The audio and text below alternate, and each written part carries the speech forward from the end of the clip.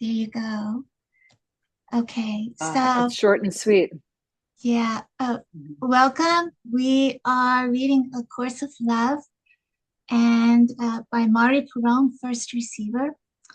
And tonight we're on chapter 24, which in my edition is page 161, The Time of Tenderness.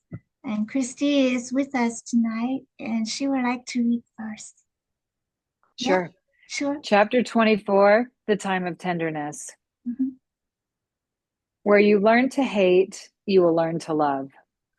Where you learn to fear, you will learn safety. Where you learned to distrust, you will learn to trust. And each learning experience will be a learning experience because it will touch your heart. It may be as simple as a smile from a child that melts away all the resentment you held from your childhood because you allow that smile to touch your heart. It may be a time of weepiness and what you would term emotionalism. You may feel as if everything makes you want to cry because everything will touch you. Each lesson will feel tender. Unlearning has no harshness about it. If you simply allow it to come, it will reward you constantly with what can best be described as tenderness. Beautiful. Would you like me to keep going or let someone Sure, else you read? can. Okay. Welcome, everyone. Welcome. The, If you the time, open, oh, please. Go sorry, forgive me. You can go on, Christy, and just raise your hand if you'd like to take a turn reading, and then just, yeah, maybe the one who's reading will see. How do you all feel about that? Good? That works for me. Yeah. Okay, sure. The time to resist tenderness is over. The time to resist the tears of weariness is over. This is the time of the embrace. These feelings of tenderness can be seen as a sign. Let them alert you that unlearning is taking place. Welcome them as harbingers of this good news. Know that the time of tenderness is a sure path on the way home. The time of tenderness precedes the time of peace and is the forerunner of compassion. The time of tenderness is thus the final learning ground before accomplishment is complete. The learning that occurs during the time of tenderness is learning from love. No lessons learned without love touch your heart. No lessons that do not touch your heart will accomplish anything. The purpose of the final lessons is both unlearning and moving through unlearning to new learning. These lessons must be accomplished in life and require an engagement with life. This engagement is a promise, a commitment. It requires participation, involvement, attention, being present. These are the lessons with which we will conclude. Mm.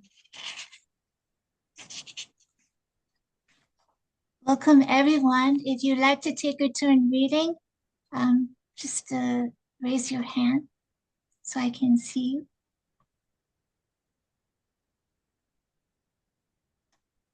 Okay, maybe I'll go.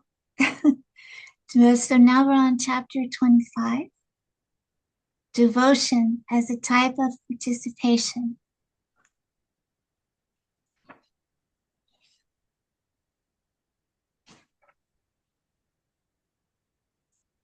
To devote oneself to an objective is a vow to accomplish. To be devoted is to be prayerful. As we said in the beginning, to pray is to ask for all to be included in what you do. So may all be included in what we do. Devotion is thus our first lesson in learning how to be engaged in life during the time of tenderness Devotion is the outcome of love, and in this instance is an action word, a verb, a means of serving and being served by love. Devotion is a particular type of participation. It cannot be faked, but it can be practiced. You, dear children, have faked your way through much of life. You have faked confidence when you are uncertain, interest where you feel indifference, knowledge of things about which you know nothing. But those who have tried to fake love cannot do it.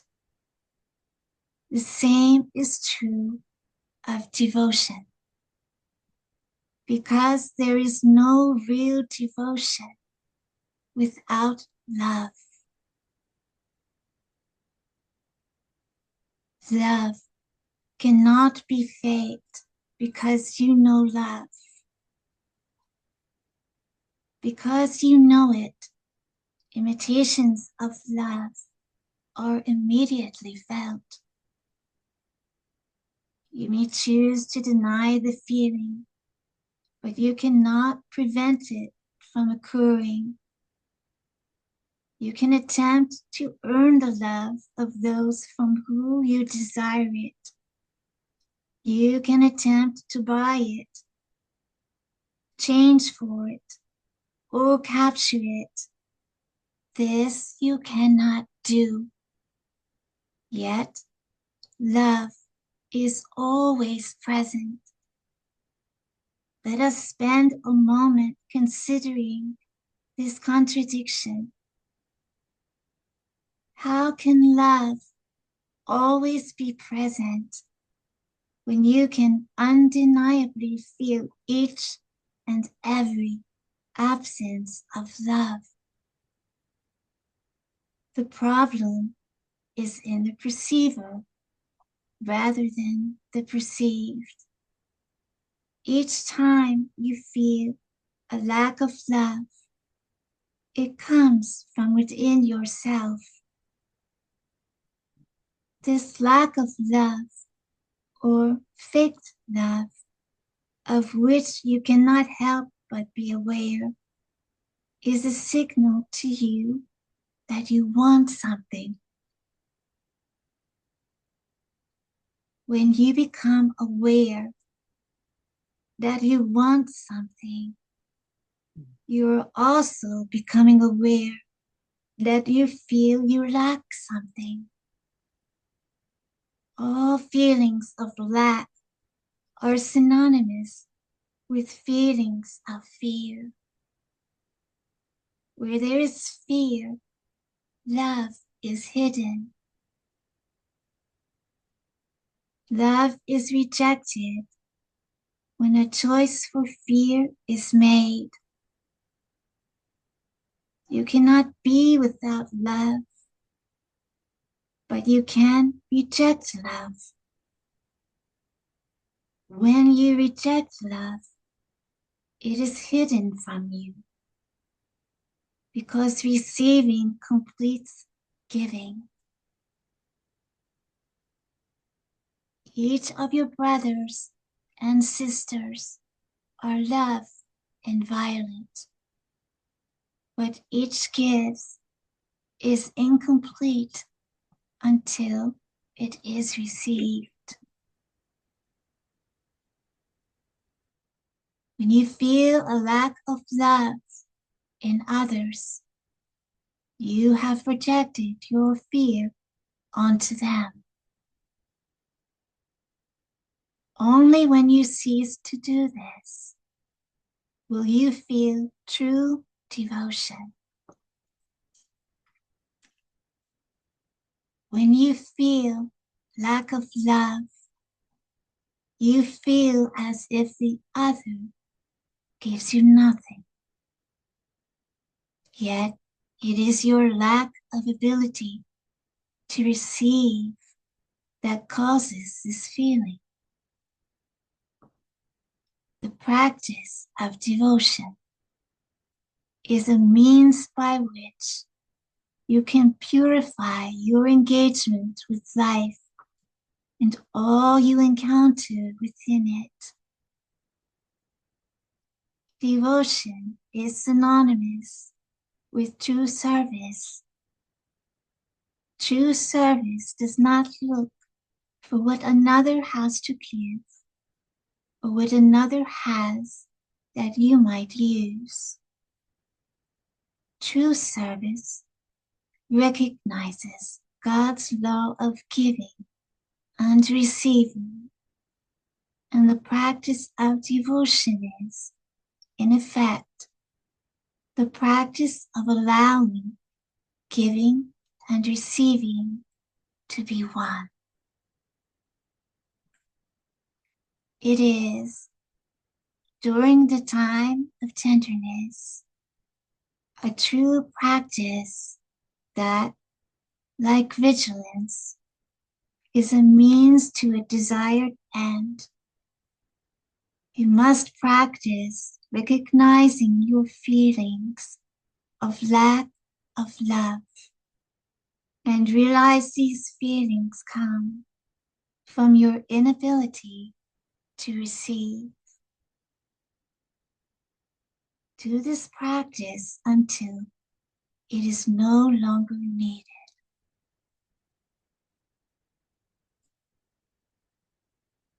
Any other volunteers to read? Anyone? Yeah. I'll read some more. Okay. Devotion is inclusive. It implies a subject and an object, one who is devoted and one who is an object of devotion. While we're moving away from subject-object relationships to the relationship of unity, the idea of one who is devoted and of those for whom devotion is practiced is useful during the time of tenderness. It will lead to the understanding of oneness as completion, an understanding of giving and receiving as one. Devotion leads to harmony through action. This is possible for you now only if you have integrated the most basic teaching of this course and no longer feel duped by life. All of your contests of will are supported by your contention that you have been misled. It is as if you have paid for your ticket, arrived for the concert, and been told your ticket is not valid. This makes you angry. This anger is reenacted in thousands of different scenarios in your life, day after day and year after year, until you realize and truly believe the basic tenets this course has put forward. To be in concert, just as to perform a concert, is contingent on harmony. It is being in agreement about the purpose for which you are here and your entitlement to be fully present here. If you still believe you are here to acquire some perceived ideal separated state, then all action will be out of harmony.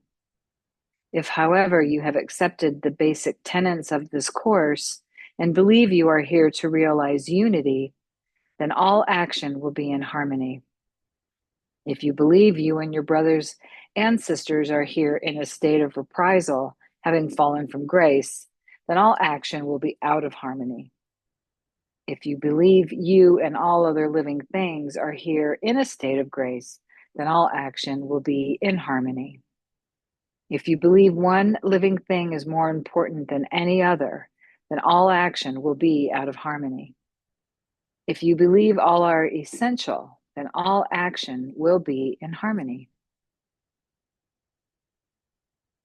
While one special relationship continues, all special relationships continue because they are given validity. The holy relationship of unity depends on the release of the beliefs that foster special relationships. To believe you are in concert with the universe is to believe that you have no need for struggle, to believe you have no lack, to believe in your state of grace. While you believe even one person is against you, you are not in concert with God. While you believe fate works against you, you are not in concert with the universe. These attitudes confirm a continuing belief in your separated and vulnerable state. During the time of tenderness, you will learn through the practice of devotion to identify and reject all such attitudes and to adopt an attitude of invulnerability. An attitude of invulnerability is necessary now. It is not arrogance or a means by which to flirt with risk and danger. It is simply your reality.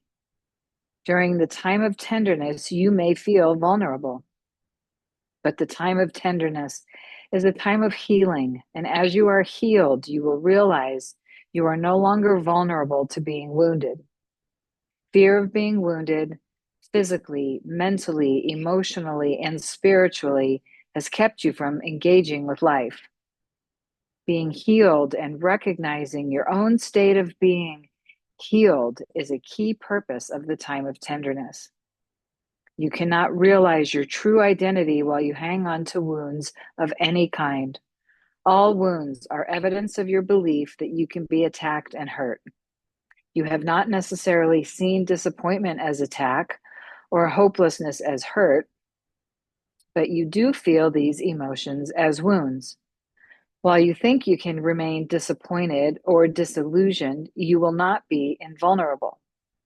There is always behind every disappointment or disillusion, every attack and every hurt, a person you believe acted towards you without love. While you believe feelings of lack of love come from anywhere but within, you will not be invulnerable.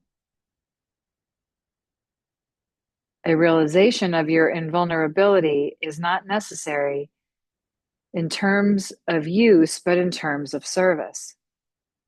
Those who claim invulnerability and use it as a test of fate or an excuse to challenge the mighty forces of humanity or nature will eventually lose the game they play. True invulnerability can only be claimed by those who recognize it as a part of their true identity. Invulnerability will then serve you and your brothers and sisters. Its service is one of conquering fear and allowing love to reign. Anyone else?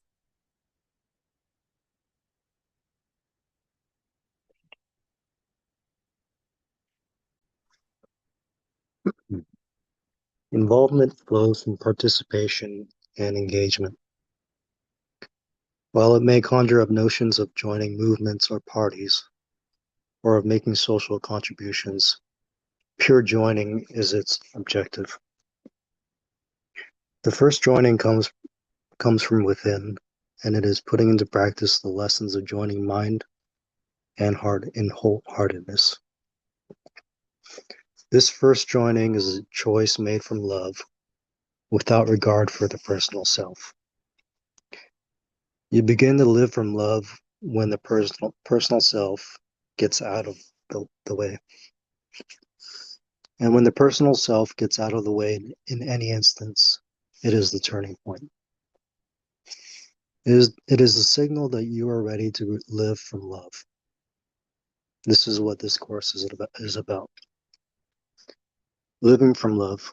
Living from love is what will reverse the lessons of the past. Reversing the lessons of the past is what will allow you to live in love in every instance.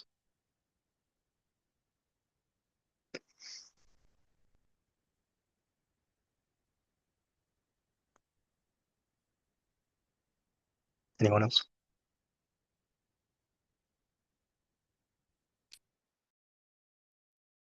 No, I can go on. Living in love in every instance is what occurs when the whole self is involved in the love of life. There are no parts of the self fractioned off and holding resentments. There are no parts of self living in the past or the future. There is not a mindful self living separately from a soulful self. There is not a worker self living separately from a prayerful self. All selves are joined in wholeheartedness. The one self is solely involved in living love. As you begin to live love, a reverse of what you might expect to happen will happen. While you may expect that everything will take on greater importance, the reverse will at first be true. You will see little in what you do that matters. You will wonder why you are unconcerned about many of the things you have concerned about previously. Your life may actually seem to have less purpose. You may begin to wonder what to do. You will almost certainly question what you do for a living. You will question many patterns and habits. This is the unlearning taking place. It may feel frustrating and be tinged with anxiety, anger, confusion, perplexity, even rage. You will doubt that these are the proper feelings of a person living love. Yet they are common feelings of unlearning and should be accepted as such.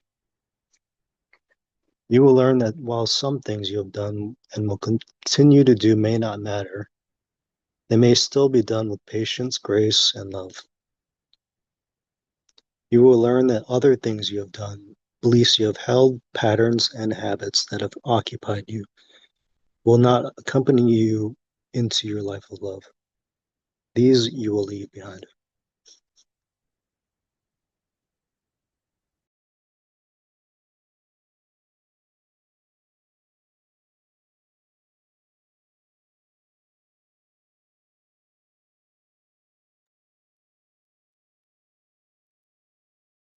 You're muted, Kimberly. So sorry. Thank you.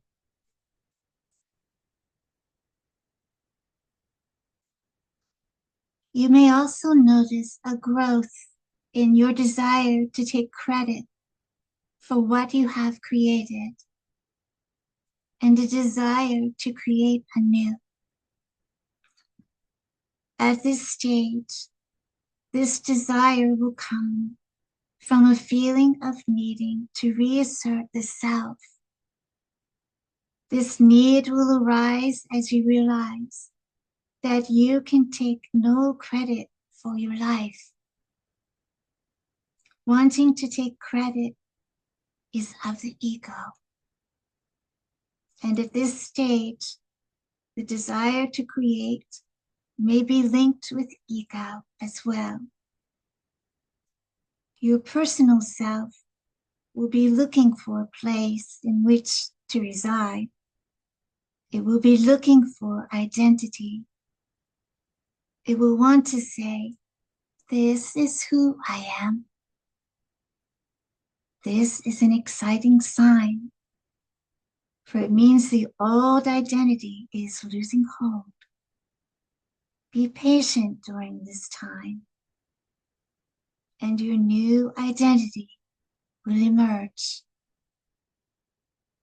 If the urge to create is strong, certainly let it serve you. But do not seek for praise or acknowledgement of your creations at this time. You will soon realize that creation is not of or for the personal self. This will be a time of discernment.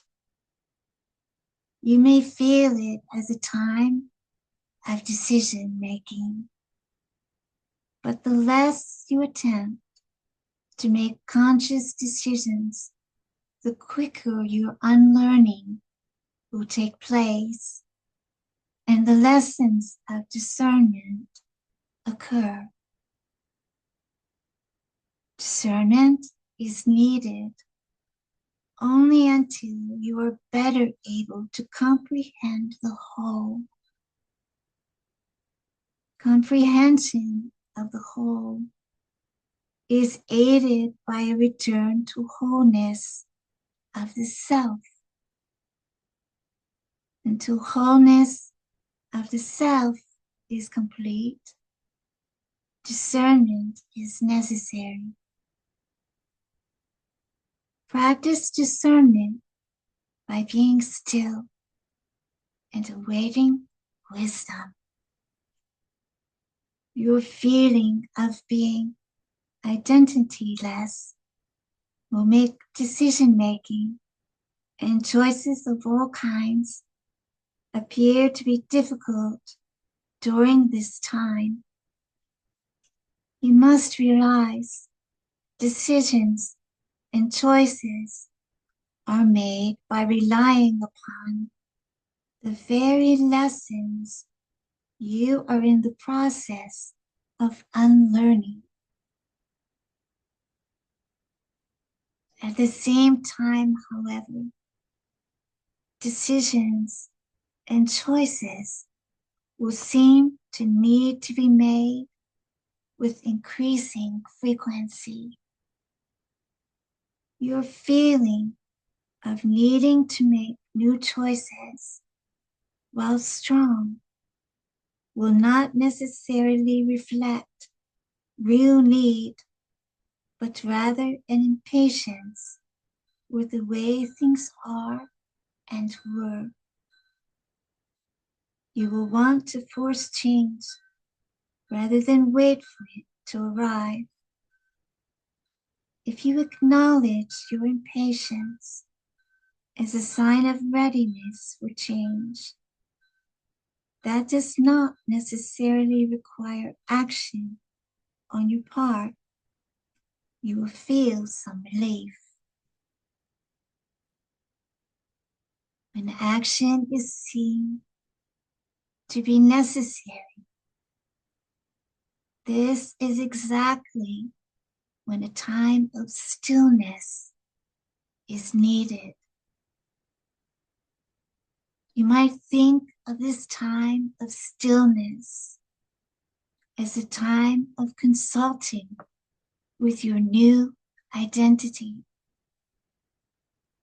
Simply sitting quietly and posing the question or concern that is in need of appropriate action will suffice. When an answer comes to you, acknowledge that it is an answer from your new identity and express appreciation for it. While you will at times doubt that you have received an answer, or that the answer you have received is correct, you will soon learn to trust this quiet process of discernment. You will know you have succeeded when you truly feel as if you have turned the question or concern over and allowed it to be responded to in a new way.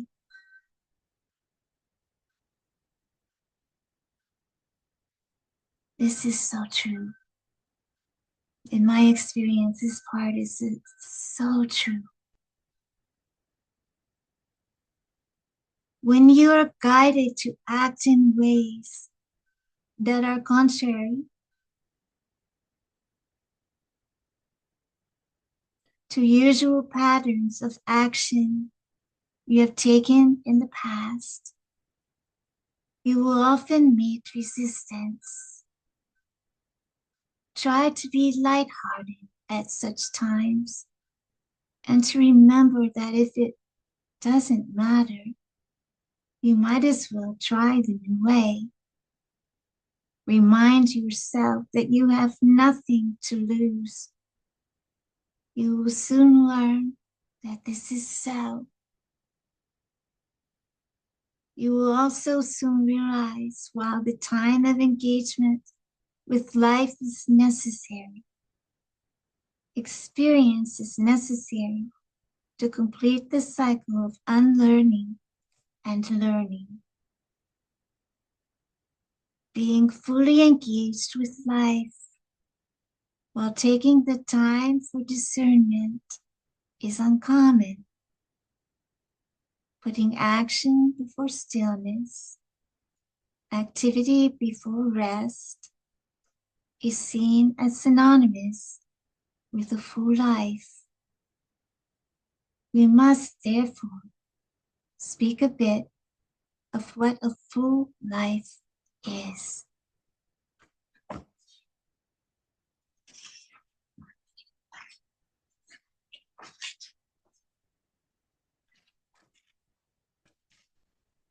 Chapter 26, The Full Life. Any volunteer to read? I can read it. Okay. It is often spoken of with some amazement that I have lived a short life, preached for only a small part of it, traveled not very far, had few possessions or influential friends. We have talked before of the tragedy you feel when anyone dies young.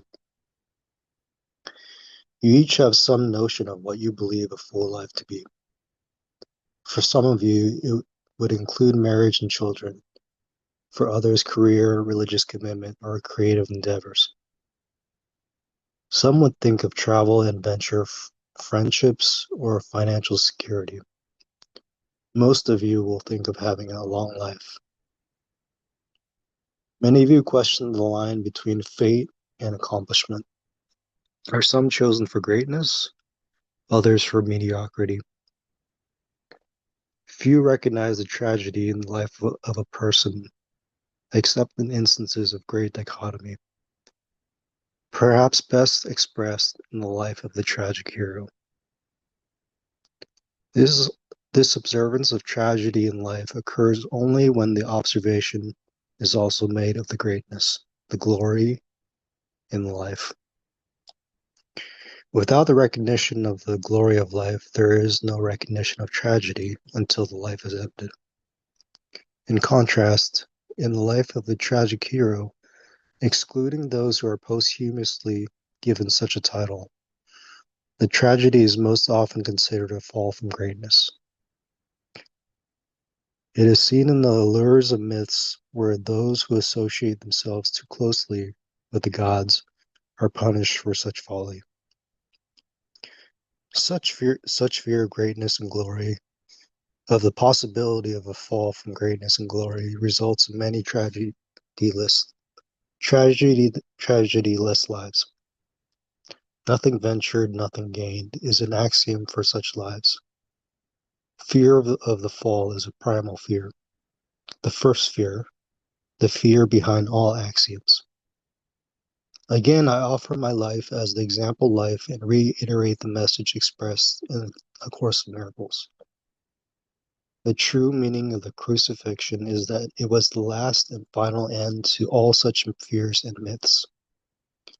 All such fears were taken to the cross with me and banished in the resurrection of the glory that is ours. Do not be afraid. My brothers and sisters in Christ, realize that there is no cause for fear. You cannot fly too closely to the sun. You cannot be deceived any longer by tales of woe or fallen heroes. Your story is one of glory. Your greatness can no longer be denied unless you deny it. Do you feel beautiful and prized and worthy? Then so shall you be. No fear is greater than the fear of meaninglessness. And as stated before, the quest for meaning is how you have described your purpose here. To have no meaning to attach to your life is the tragedy you see within it, and attempt to keep hidden from yourself. This fear goes hand in hand with your fear of the fall. For if you were to attempt to assign the meaning to your life that you think it should have, a fall would surely await you, at least in your imaginings.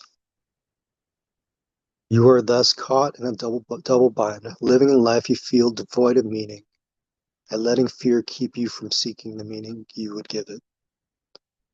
You feel no inherent sense of purpose, no grace, no meaning beyond what you would give to your own endeavors.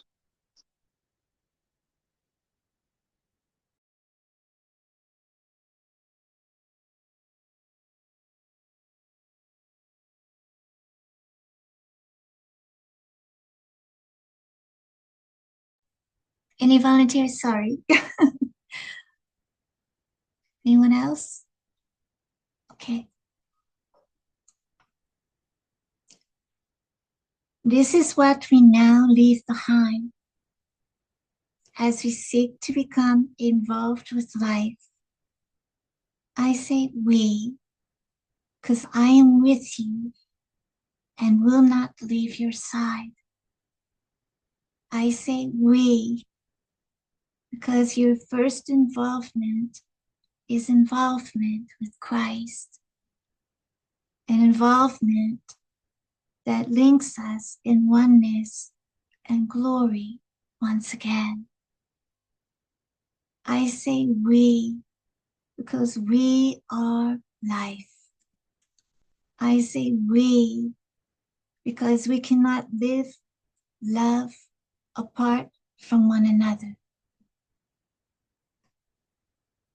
You do not yet, but will soon realize the happiness that is ours. Your mind can just not accept that happiness as well as meaning is due you through no effort of your own. Scenes of your life play through your mind that prove that you are neither inherently happy nor your life inherently meaningful. Your reliance on these scenes and memories must be broken before my words can reach your mind and begin to replace these scenes with new ones.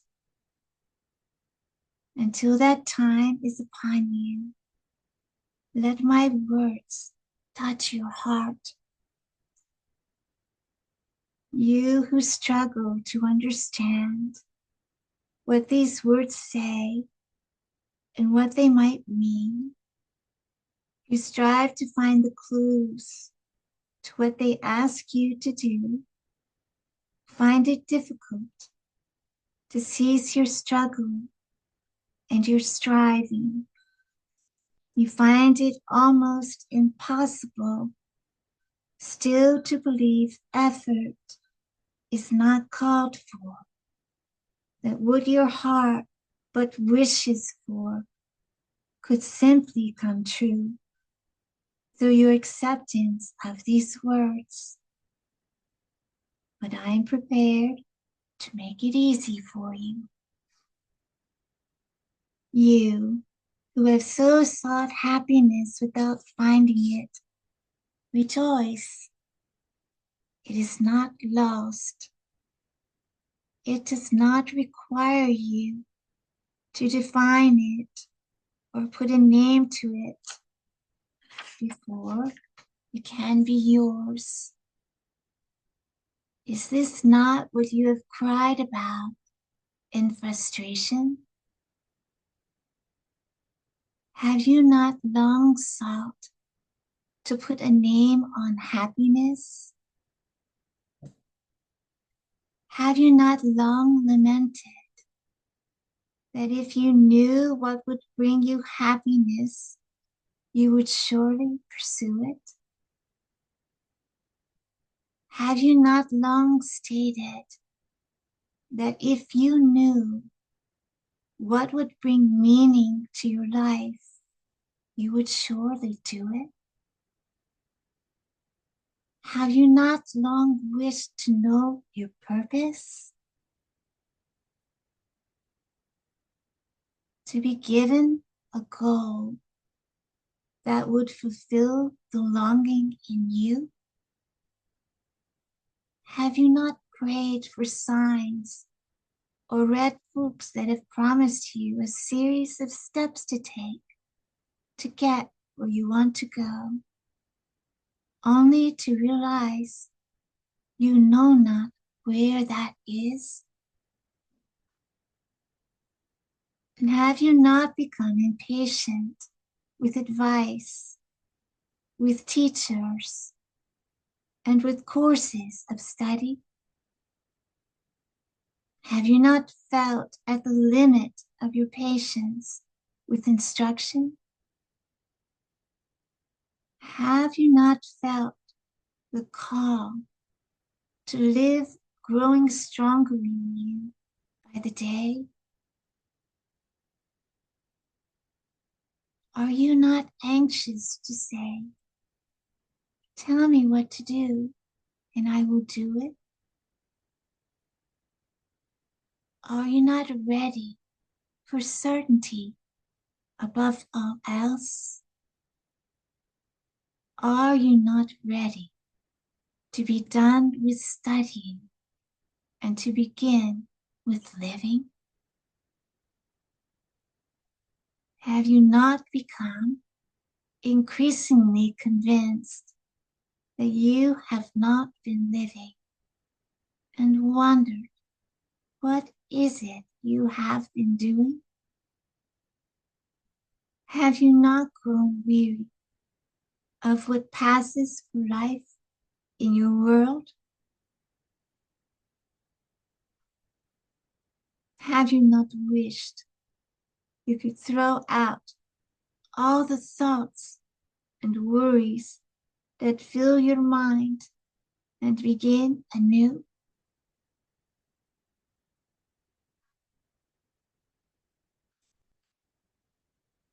Are you not simply ready to be done with the way things have been and to begin a new way? Are you not ready to listen to a new voice?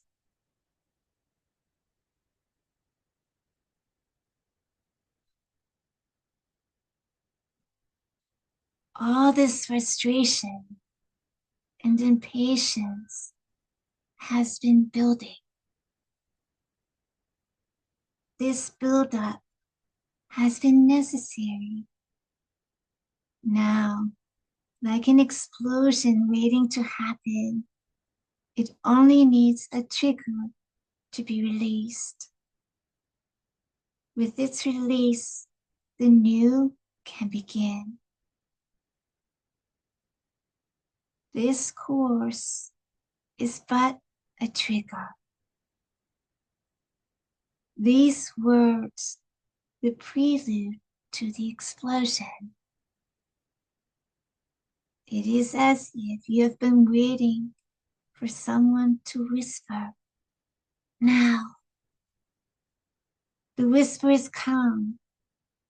The time is now. Can you let the worries of today leave your mind? Can you let the disappointments of yesterday go and be no more? Can you let the planning for the future cease? Can you be still and know yourself?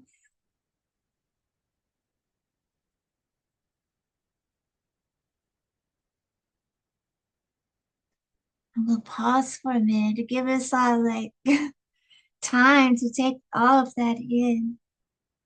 Just for a moment, if you didn't mind.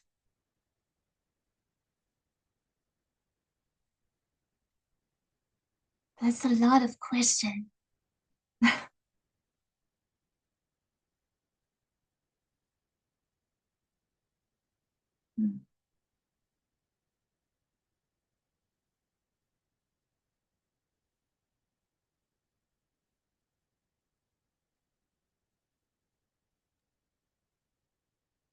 So hard to stop planning. I think that's what I struggle with the most. Yeah, it's just, I think it just feels like being in the now, like right now. I know we're all that way. We're creatures like of habit a little bit. That's a lot right here, this page. To be still and know yourself.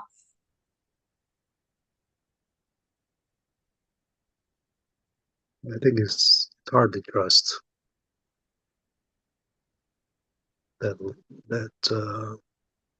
life will take care of you. Just not doesn't feel natural. From my experience, I can offer you this. What happens for me is that my higher self guides me in every decision, in everything. Like, I almost do not try to do anything on my own. I'm constantly going within to my higher self and checking in what's best for me here. And it came to a point where I can't move without hearing that first. So it like a switch happened for me. Um,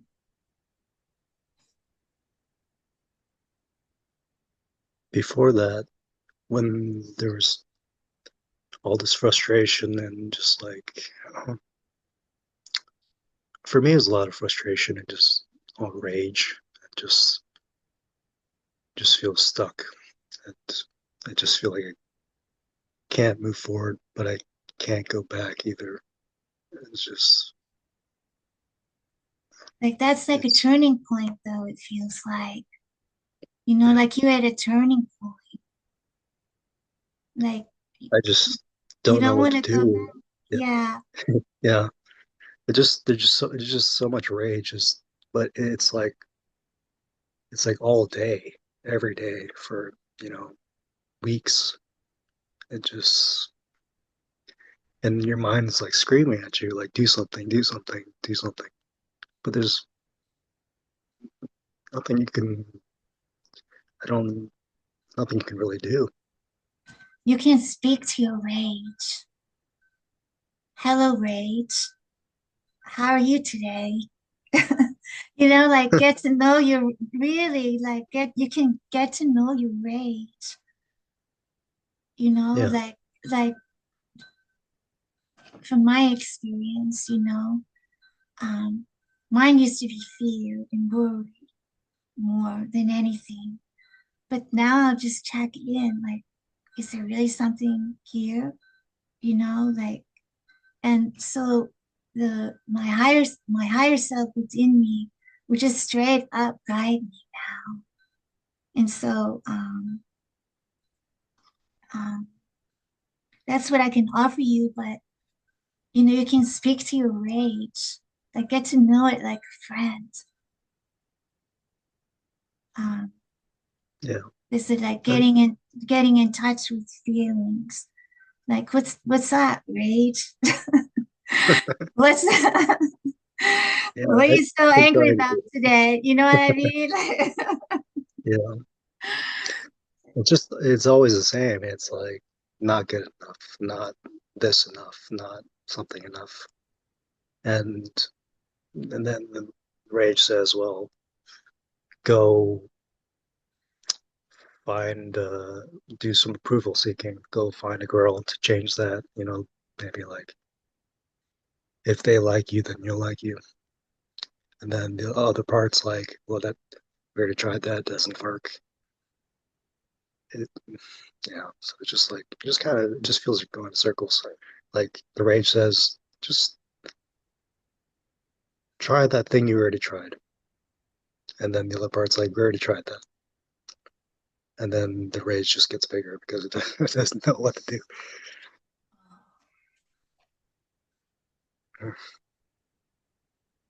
Yeah, Trust, that this book is like a download. this book, just the reading of it and being present here, it's a lot. You're good. Yeah, Ian saying we are told in this book we are good enough. We are. We're perfect children of God, you know. But you There's can, a yeah, go ahead. sorry, you can speak to your feelings though. I think there's a disconnect between like reading it and living it, right?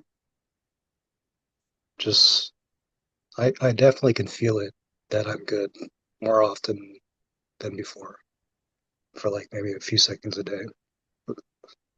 It just I think all the rage just feels like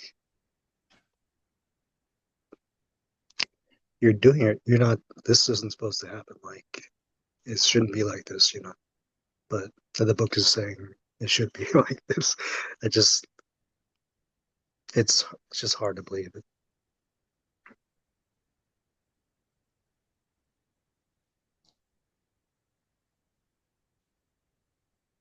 I think for me the rage is like you're doing something wrong spiritually, or your life is meaningless. You haven't your path's wrong, you know.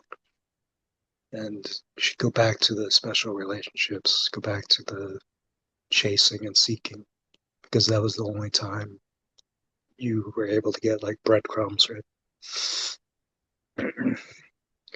But at the same time, there's another side that's like, no, that doesn't work. So it just feels very stuck. Ian has he's been chatting here. Ian, Yeah, do you have something to add, Ian? yeah. There's a lot of guilt and self-loathing.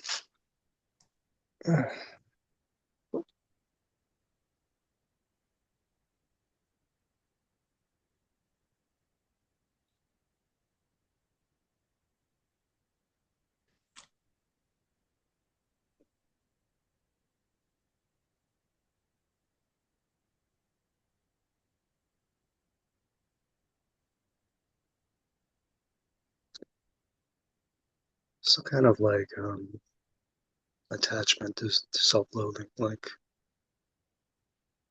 if I can fix it, then I'll be happy. But it, it tries to fix it through like getting other people to love you.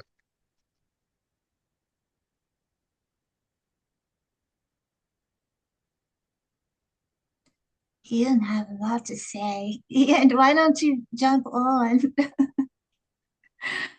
You have some sharing, Ian.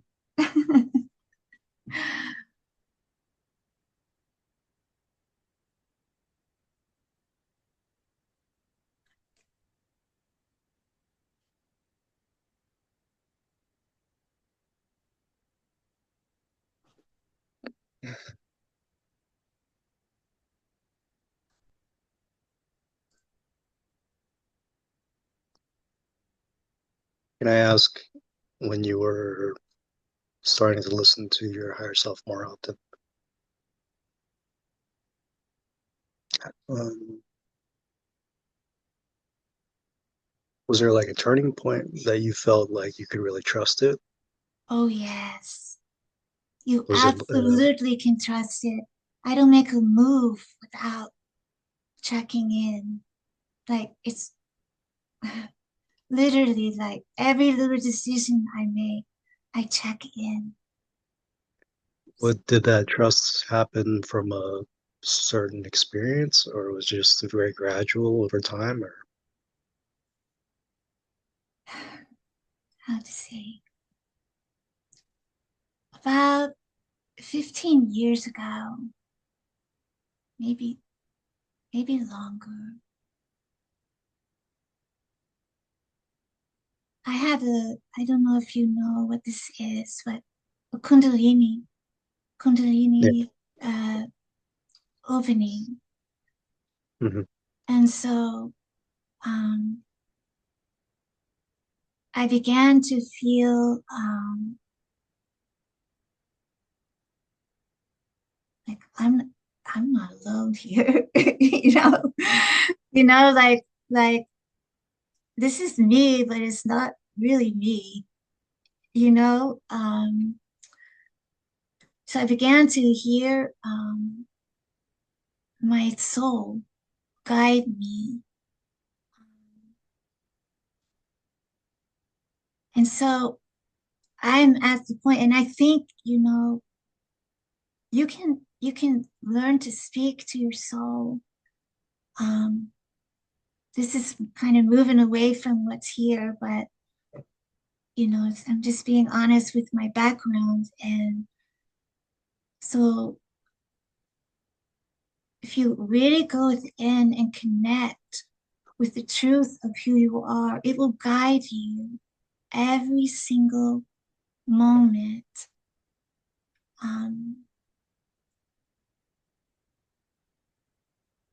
Like, I really don't do anything without checking in. Like it,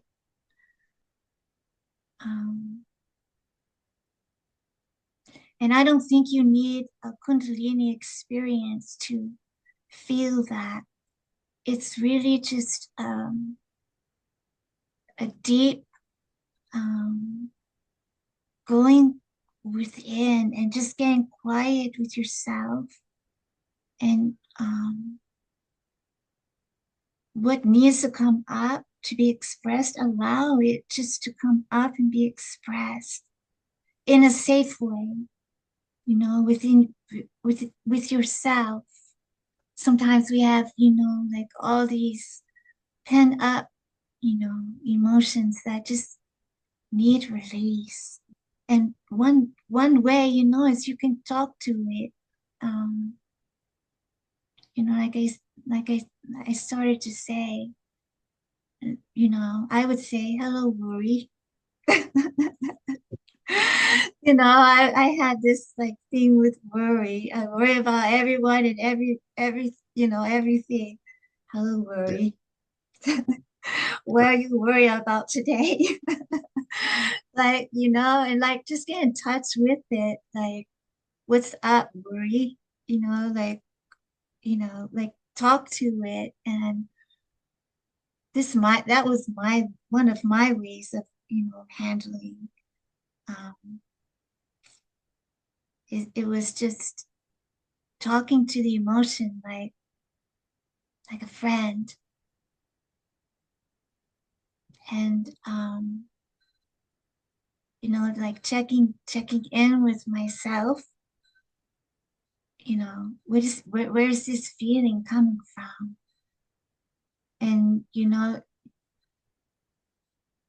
you'll get a sense, because you're a God being having a human experience. You'll get a sense, where is this coming from? And for me, it's like a choice, a conscious choice to just, okay, I'm letting you go, for me, you know. Worry used to be like this for me.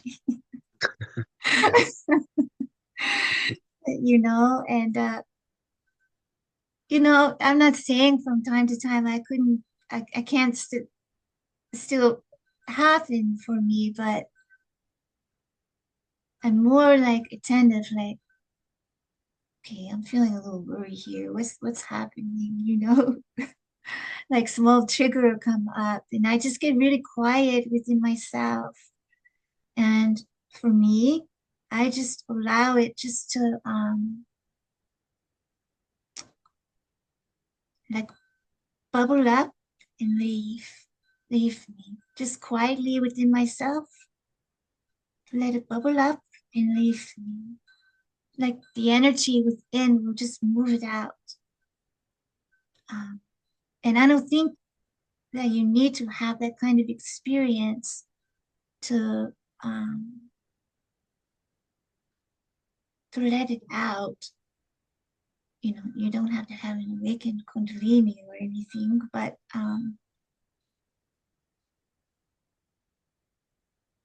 you know, and also prayer. But speaking to the feelings is a really good one. You know, I would say like a little fear. What are you up to today? Yeah. You know, like I would be like always worried about family members and things. I had a little fear, you know. Could we be friends? Like, what is it you want me to know? What is it you want me to, um, what's up with you today, you know? Yeah. Like talk to it like a friend, and then like, you know, that was one of my ways, you know. I'm sure there are many ways. Um, That's helpful. you know, like just talk to it, and sometimes you'll get an idea like where you're coming from. There's something, you know,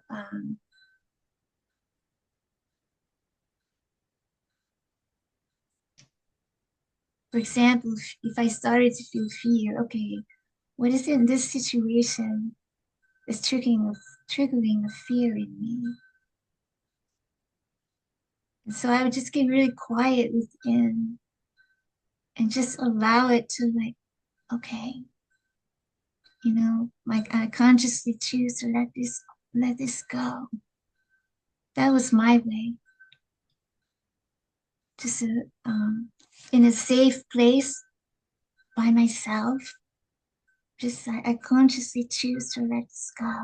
I speak to the feelings, you know, try to find out what's up with them, you know.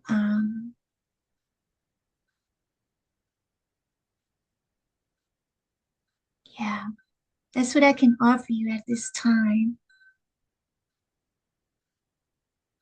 Yeah. I don't know if I can let it go, but I can definitely talk to it. Yeah, talk to it like a friend. Like what's up with you today? What's you know what's going? What are Yeah. you so pissed about? You know, or whatever. You know, like you can talk to your feelings, Yeah. and Usually, I don't talk to it. I just try to argue with it, and it's just not helpful. yeah, try talking to it like a friend. Like you know, like what's up with you? What are you up to? Why are you bothering me today? You know, like you Yeah. might get an idea. Like there could be something like a trigger around you, and you know, then you can. One way is to consciously choose to let it go.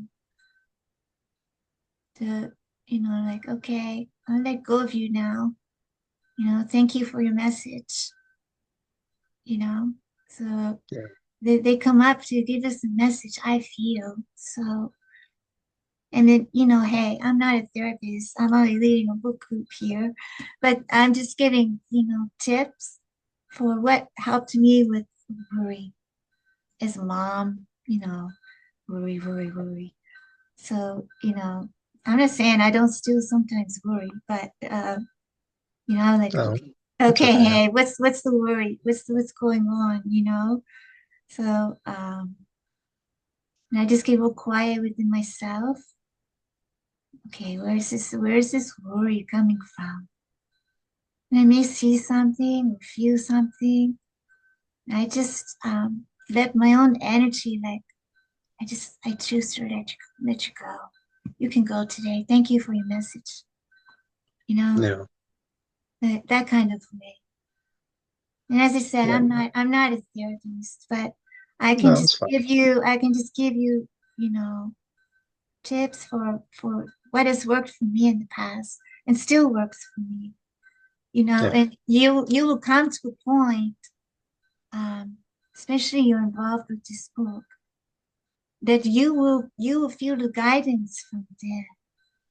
Like you'll be shown, like what's underneath of this, you know. Yeah, I definitely do get shown memories that triggered the emotions. Yes, it's usually something to trigger, And Yeah, so, okay, why is this triggering me? Or rage, hello, rage, or whatever it is, you can speak to your feelings. That's what I do. And,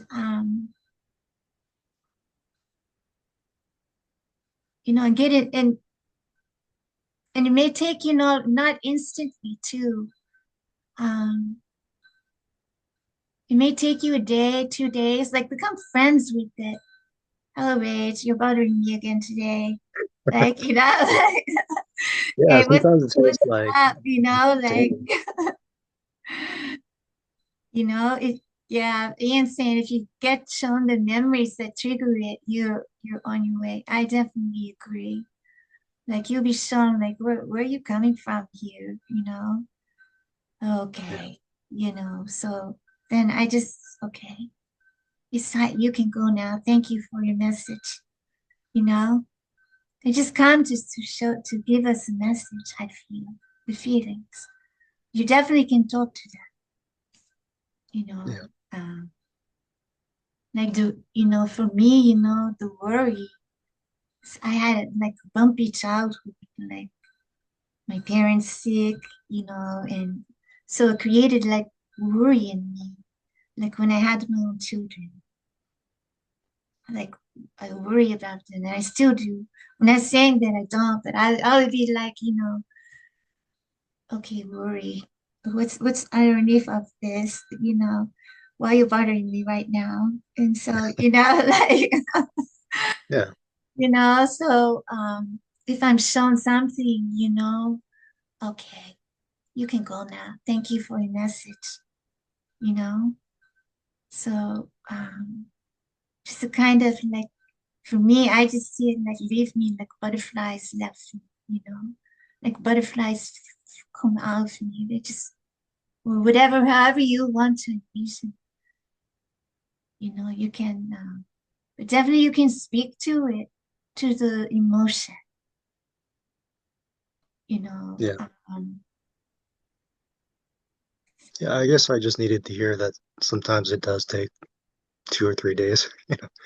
Sometimes it Yeah, takes a it's while. not always instant, like, Yeah, yeah, it's sometimes, okay, you're bothering me still. What are you bothering me for, Like, yeah, okay, yeah, that's what I can offer you from, from my experience. I hope it helps you. it does help. Yeah, Um, and yeah, the answer doesn't have to be perfect. We're still trying to figure it out. yeah, but definitely you can talk to it like you would talk to a friend. Yeah, that's my way anyway. So Yeah, okay, worry, what's up with you? So you know, why you bothering me today? So and gradually for me, get less and less and less. Like when you're shown something, okay, thank you for your message. It's the way I did it. And, like I said, I'm not a therapist by any means. I'm just leading a book group here. yeah, But I just offer you what I can. So yeah. this was a lot of questions here, and we really, we really paused. Um, this was so much.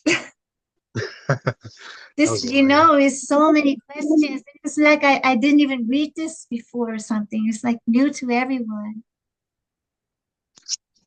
Ian, why don't you pop on the line? You're offering great advice.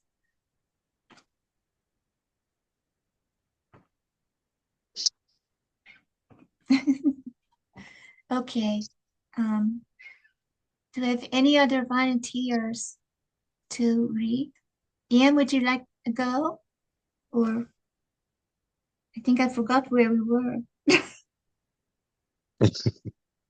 I can try reading. And I'm not sure where we are, but I'll just start from 26:16. Um, can you let the worries of today leave your mind? Can you let the disappointments of yesterday go and be no more? Can you let the planning for the future cease? Can you be still and know yourself? This is perhaps disappointing to you, but it is all that is required. It's kind of what I was just saying. I didn't, like, Yeah, yeah, just going within. Sometimes I'm reading this for the first time. I've read this book 3, 4 times, and every time it's like I catch something I didn't remember from before. So, yeah, yeah, I feel the same way. There's always something new that I didn't understand or I thought I understood, but I didn't really. yeah. Be still and know yourself. Yeah. I like, When you get to that, it's like, oh my gosh, and it does and can happen. Like now, I wouldn't make, I literally won't make a move without asking first. Like but in the beginning, did you, because I've been trying to do that lately, and there's just so much doubt if it's a true voice or is it like, I don't know, try this, try this. Ask your higher self. Show me a yes. show me a And yes. show me a yes. When Uh, I get a yes, my head will bow. This is it. Before you can actually hear this, show me a no, my head will go like this. okay. You, hey, like that's just me. But Yeah, I can try yeah, it. I you can ask yourself, show me a yes. What's the right thing for me here? And show me a Mhm. no. You can try that. Oh, yeah, you can try using a pendulum, but my body will literally bow, or my head will swing to the left for Okay. no. So you'll get an answer in some way. Your higher self I'll is try, yeah. always there inside of you and guiding you. Mhm. That's that I can offer you. That's until you can actually hear, you can ask, show me a yes. What's the right thing here? Show me a no. And that's one way to get your soul's like true answer. Yeah, I don't know if that helps you. it does help, yeah. Okay. Should I keep reading? I like my favorite line is this is perhaps disappointing to you, but it is all that is required. If you could truly succeed at this for one instant, you would experience all that is holy and be forever new. You may experience disappointment at these words and feel as if you had been waiting to be invited to a party and that the invitation hasn't come. This is because you are ready for the next step, the step of being engaged with life, the step of living from love. And I assure you, there is no need to sit about and wait for the time of the celebration to come. This is the invitation to the celebration. This is the invitation to greet this day with no worry, disappointment, or planning. This is the invitation to greet yourself and find yourself within this day. It requires no new plans. It asks that not that you make any decisions. It asks not that you do anything new. This is an invitation from love to love. It asks only that you be open and allow giving and receiving as one to take place. It asks only that you be unoccupied with the old so that the new may arrive. It asks only that you listen to your heart and let yourself be heard. I cannot tell you here what you will hear. How can I when each of you will hear the answer of your heart? The calling of love to love inviolate, the answer that only you can hear. There is no mold, no form, no stock answer. This is why all answers have disappointed you in the past. Your answer is not the same as any other. No matter how filled with wisdom one person's answer may be, it is not yours. You are a thought of God, an idea, an idea. This thought or idea is what you seek. It can only be found at its source. Its source is love, and its location is your own heart.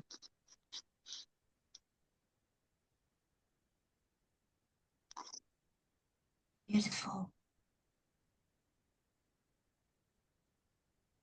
Ian, would you like to go?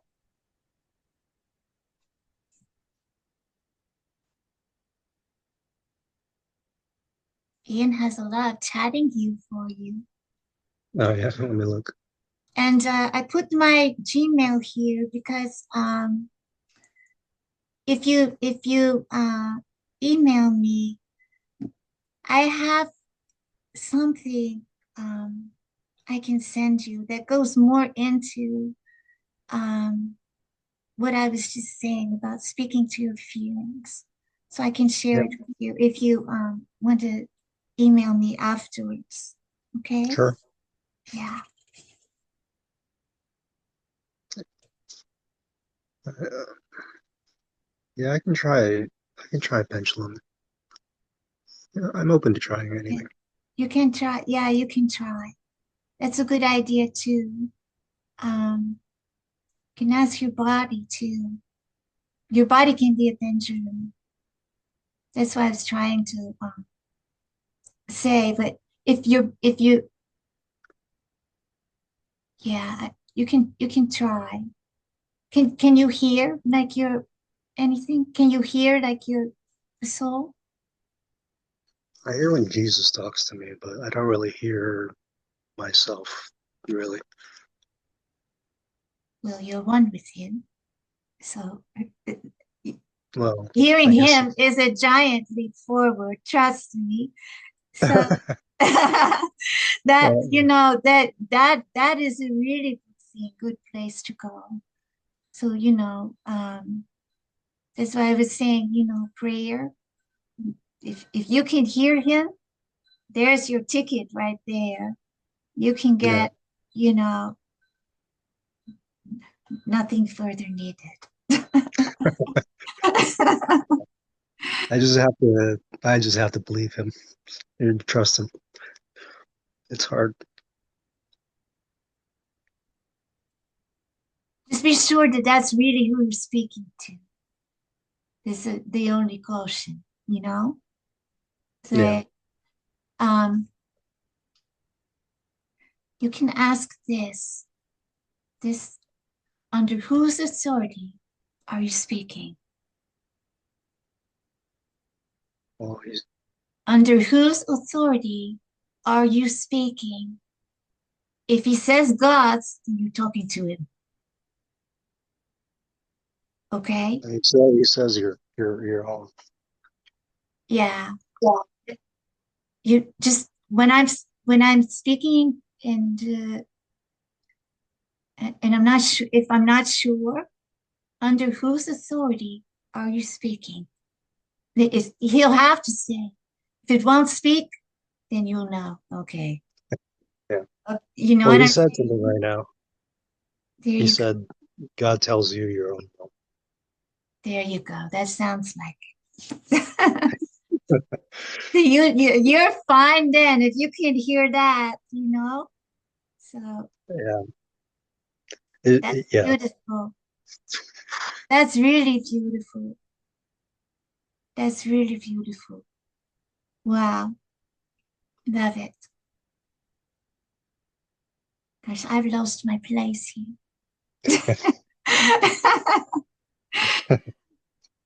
You could hear him, you are sad.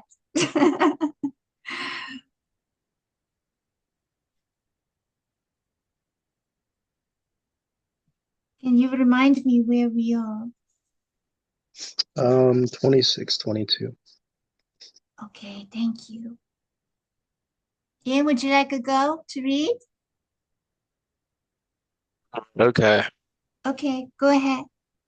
Okay. Think of a moment of a novel, a movie with no plot. This would be the same as saying that there is no idea brought to completion within the pages or on the film. And God's idea of you is all that is known about you. God's idea of you is perfect. And until now, your form has been but an imperfect representation of God's idea. And God's idea of you is a pattern of the universe, much as within a novel, movie, piece of music, invention, or artistic idea. That is the completion of the pattern that will make that idea a masterpiece. An idea is irrevocably linked with its source and one with its source. There was no God separate from you to have this idea. You were birthed in unison with God's idea of you. This does not need to be understood, but only accepted to the extent you can accept it.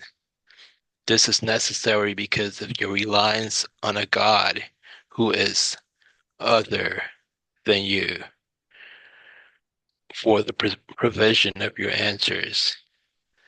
Acceptance of your birth in unison with God's idea of you is acceptance of yourself as co-creator of the pattern of the universe. Acceptance of the idea or the story that is you. Can you not see that you were birthed in a place in the pattern of God's creation? Or that you not only can know, but have always known of this place?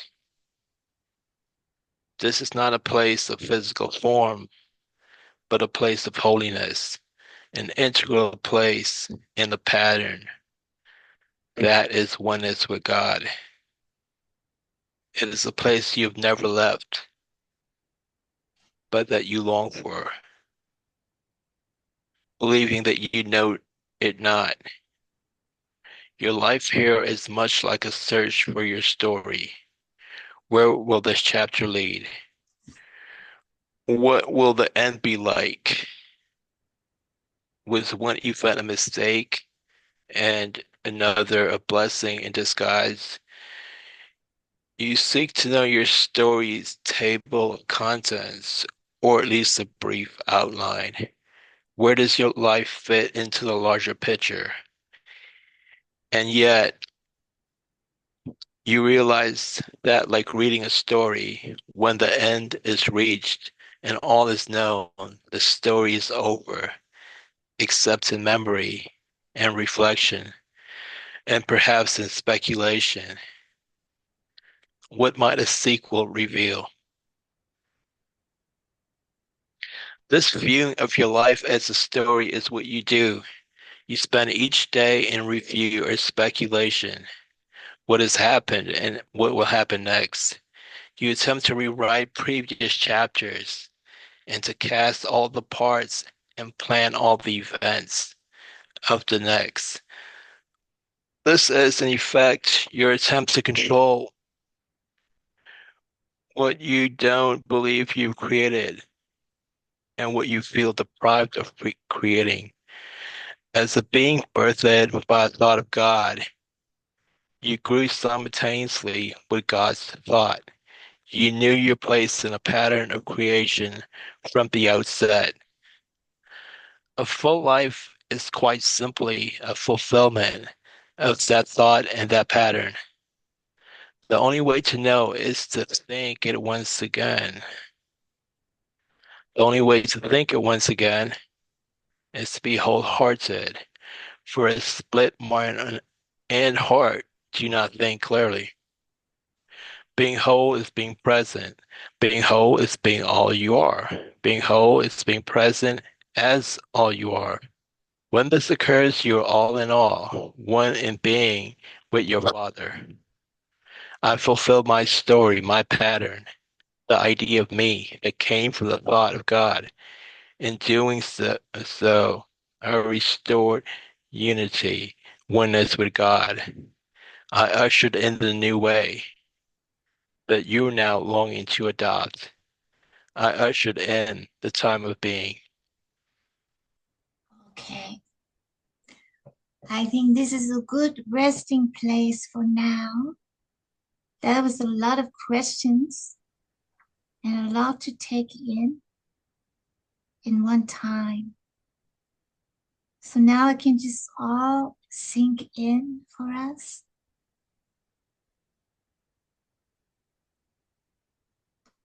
And do what it's doing for us, serving us in the way it's special way it's serving us.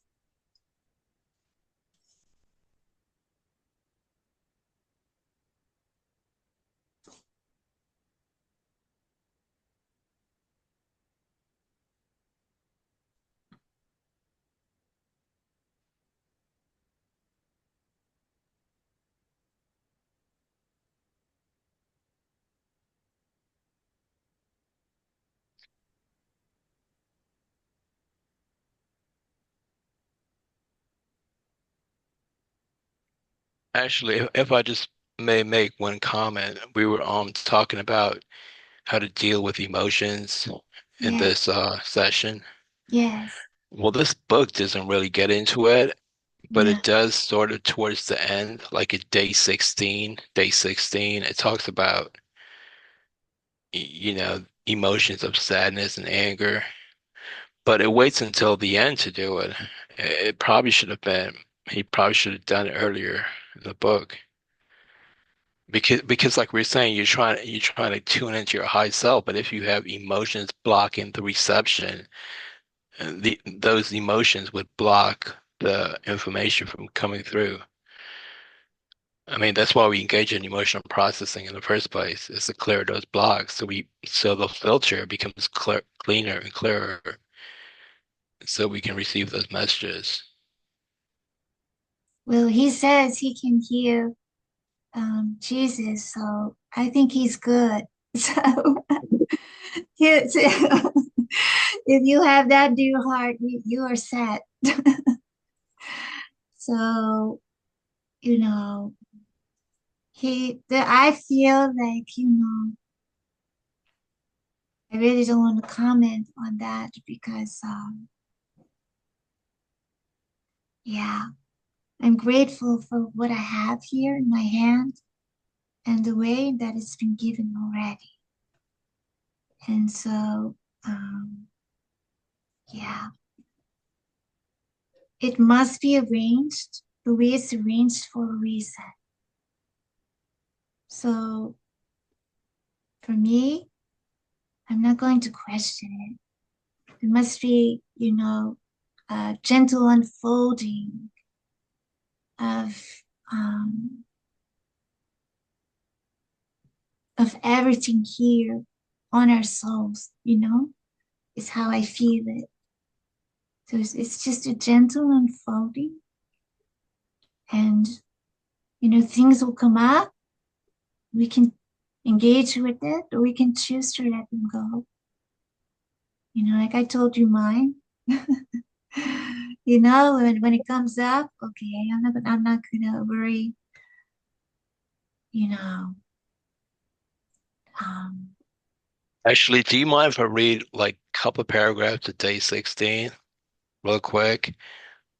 Um, just so you get an idea. You can. Okay, so 16.8, day 16.8, it says, what happens when feelings of loneliness or despair, anger or grief join with the spacious self? This joining occurs only through acceptance. Without acceptance, the separation remains, along with the physical manifestation. It is only in the present that acceptance can occur. There's no going back or reliving of the past required. There is also no escape. However, because in Christ consciousness, you must become fully aware of the present.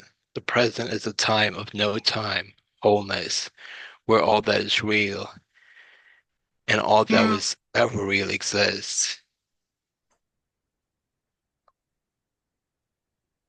Yeah, so he starts discussing how to deal with emotions. Yeah. Thank you, Ian. So, Brian, if you just send me something so that I know where to send it to. I have something that may help you. It's not my teaching, but it's a resource, and we're all one in the end.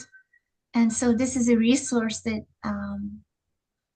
helped me with it, that I will show to you. Okay? So yeah, let me give me a little while to find it. So yeah, give me a little while to find it, but I'll definitely get back to you with it. So we're all Actually, one. Yes, Ian. yeah, he might want to read day 16 if just to get an idea. Yeah, I'll read it. Yeah. I think, I don't know, when you guys speak, I feel like there are moments when you speak like I'm talking to myself, something like that, like very familiar. Aw. We're all one, we just appear as individual, light of God, but really we're all one. So, yeah. We're just all here to help one another. We're all down here trying to get through it all. It's really tough times right now. So, we just all help each other with whatever resources that we have. And would it be okay with you if I offer you a blessing?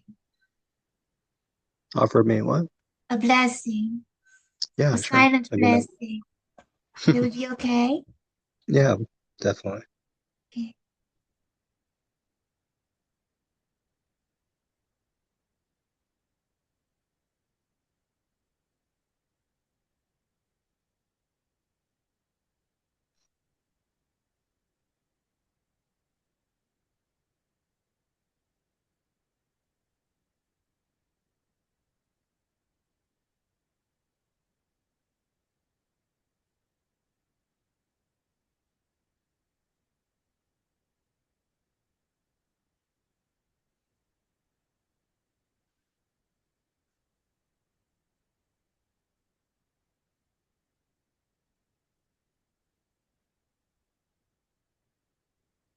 Thank you. Thank you, guys. Thank you so much, everyone. And thank you for joining me tonight. So I think this is a really good time to stop. I ushered in a time of being. Next week, we'll jump into being. So that's where we want to be. the time of being. So, I'm gonna go. Thank yes, you. thank you, thank you, thank you. Love you all. Thank you, Ian.